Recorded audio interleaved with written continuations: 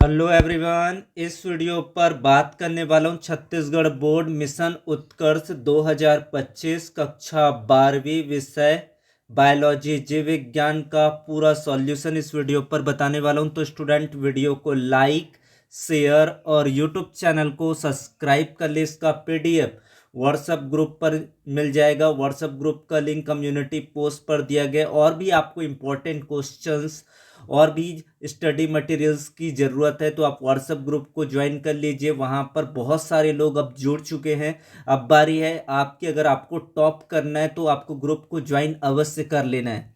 समय रहेगा 1 घंटे का पेपर था, पूर्णांक था 30 अंकों का। यहाँ पर सबसे पहले निर्देश दिया गया तो निर्देश को ध्यान से पढ़ते हुए क्वेश्चन के आपको जवाब करना था।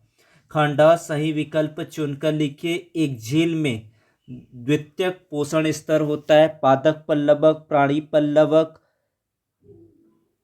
नितलक, मछलियां। तो इसका करेक्ट आंसर हो जाएगा प्राणी पल्लवक। ऑप्शन बी इसका राइट आंसर होगा। फिर यदि उत्पादक स्तर पर 20 जूल ऊर्जा रोकी जाती है तो निम्न श्रृंखला में मोर को कितनी ऊर्जा उपलब्ध होगी। तो इसका आएगा आपका आंसर 0.02 जूल इसका राइट आंसर होगा। फिर आपका नेक्स्ट क्वेश्चन नंबर 3 है, जैव भार का उल्टा पिरामिड किस पारितंत्र में पाया जाता है। घास का मैदान, वन, समुद्र, टुंड्रा। तो इसका आंसर हो जाएगा आपका समुद्र। ऑप्शन सा इसका राइट आंसर है। फिर है आपका अति लघु उत्तरीय प्रश्न, वेरी शॉर्ट आंसर क्वेश्चन। पारितंत्र में ऊर्जा के 10% नियम किसने दिया था। तो इसका आंसर है रेमंड लिंडमैन ने दिया था। फिर आपका अगला क्वेश्चन है क्वेश्चन नंबर 2, अनेक आहार श्रृंखलाओं के मिलने से बनने वाली संरचना किस नाम में जानी जाती है। इसे क्या कहते हैं ये बताना। इसे खाद्य जाल कहते हैं। खाद्य जाल, इसका आंसर हो जाएगा खाद्य जाल। फिर है आपका है, जैव संगठन का सबसे निम्न सजीव स्तर कौन सा है।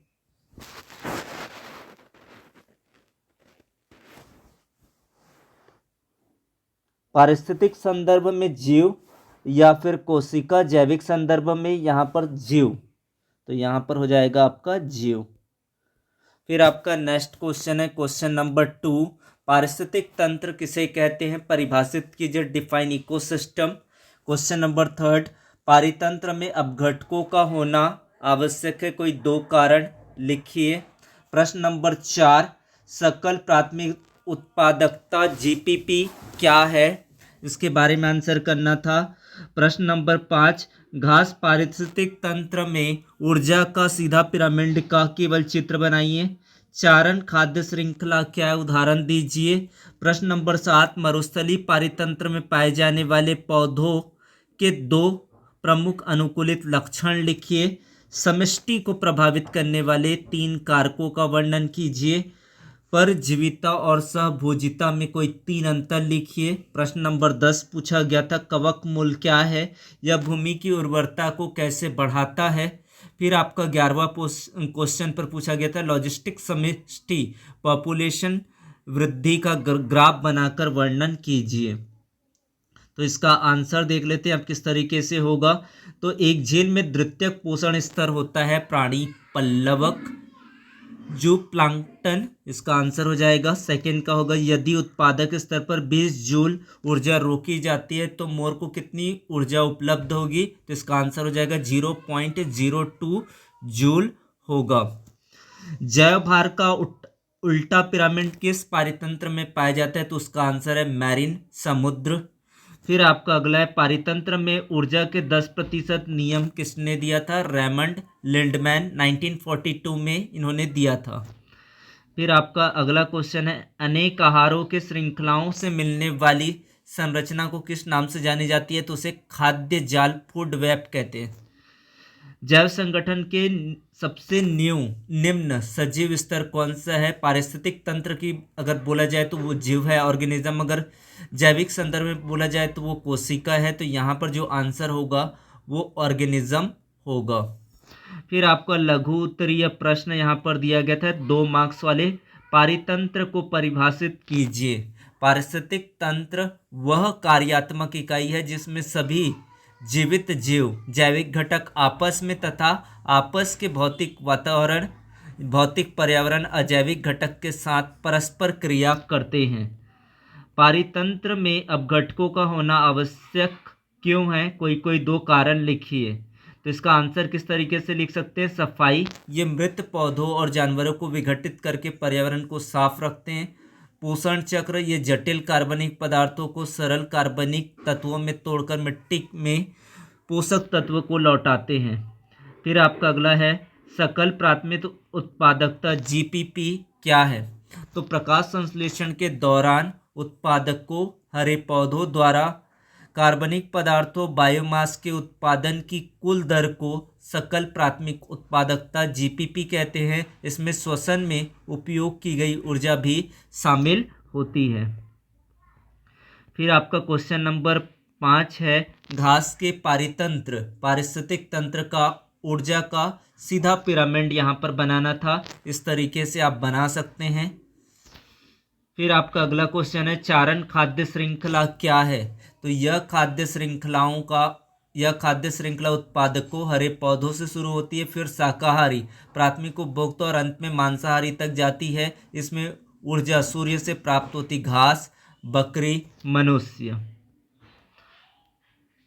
मरुस्थलीय पारितंत्र में पाए जाने वाले पौधों के 2 प्रमुख अनुकूलित लक्षण, पत्तियां वाष्पोत्सर्जन कम करने के लिए पत्तियां कांटों में बदल जाती है, रंध्र पानी के नुकसान को रोकने के लिए रंध्र गहरे धंसे हुए होते हैं और तना मांसल होता है। फिर आपका लघु उत्तरीय क्वेश्चन यहाँ पर है 3 अंक वाले प्रश्न। समष्टि को प्रभावित करने वाले 3 कारक। जन्म दर, यह दी गई अवधि में जन्म लेने वाले नए व्यक्तियों की संख्या से जो समष्टि घनत्व को बढ़ाती है। मृत्यु दर, यह दी गई अवधि में मरने वाले व्यक्तियों की संख्या जो समष्टि घनत्व को घटाती है। अप्रवासन, यह उसी प्रजाति के व्यक्तियों की संख्या जो कहीं और से उस आवास में आए जिससे आबादी बढ़ती है। इस तरीके से आप इसका आंसर देख सकते हैं। फिर है परजीविता और सहभोजिता में कोई 3 अंतर बताना है। तो परजीविता लाभ और हानि के आधार पर बात करते हैं। तो एक जीव को लाभ होता है, दूसरे को हानि होती है। एक को लाभ होता है, दूसरे को न लाभ न हानि। निर्भरता, परजीवी भोजन आवास के लिए पूरी तरह पोषक पर निर्भर करती है। यह संबंध भौतिक आश्रय या परिवहन के लिए हो सकता है। गुण की उदाहरण की बात करें, मानव पर जू या अमरबेल, आम की शाखा पर आर्किड या वेल के पेट पर बार्नेकल। तो ये इसका आंसर होगा। इस तरीके से इसका आंसर आप लिख सकते हैं। फिर क्वेश्चन नंबर 10, कवक मूल क्या है? यह भूमि की उर्वरता शक्ति को कैसे बढ़ाता है? तो कवक मूल उच्च पादपों की जड़ों और कवकों के बीच एक सहजीवी संबंध है। उर्वरक शक्ति, कवक तंतु मिट्टी के बड़े क्षेत्र में फैल जाते हैं और फास्फोरस जैसे आवश्यक पोषक तत्वों और पानी को अवशोषित करके पौधों को प्रदान करते हैं। बदले में पौधा कवक को भोजन देता है। यह पौधों को रोग प्रतिरोधी भी बनाता है। फिर है लॉजिस्टिक समष्टि पॉपुलेशन वृद्धि का ग्राफ बनाकर आपको इसको वर्णन करना था। तो जब संसाधन, भोजन और जगह सीमित होते हैं तो आबादी लॉजिस्टिक वृद्धि दर्शाती है। इसे ग्राफ एस आकार का होता है। पहले में आता है लैग चरण, शुरुआत में वृद्धि धीमी होती है, फिर आता है लॉग चरण, फिर वृद्धि बहुत तेजी से होता है, फिर आता है स्थिर चरण। अंत में जब आबादी वहन क्षमता के तक पहुंचती है तो वृद्धि रुक जाती है और इसके लिए फॉर्मूला होता है dN/dt = Rn K-N/K होता है।